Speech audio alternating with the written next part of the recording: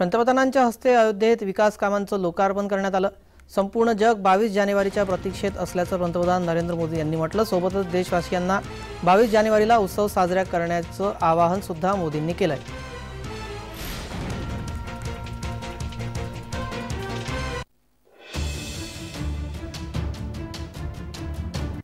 आज पूरी दुनिया उत्सुकता के साथ 22 जनवरी के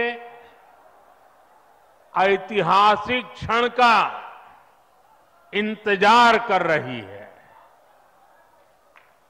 ऐसे में अयोध्या वासियों में ये उत्साह, ये उमंग बहुत स्वाभाविक है।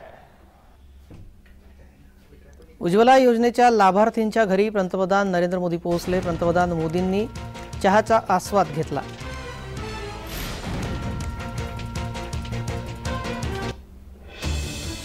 अयोध्येच्या एका दिवसाच्या दौऱ्यावर आपल्या व्यस्त आणि नियोजित कार्यक्रमांमधून वेळ काढून पंतप्रधान नरेंद्र मोदी शनिवारी केंद्राच्या प्रमुख उज्ज्वला योजनेच्या लाभार्थी महिलेच्या निवासस्थानी चहापान करण्यासाठी पोहोचले।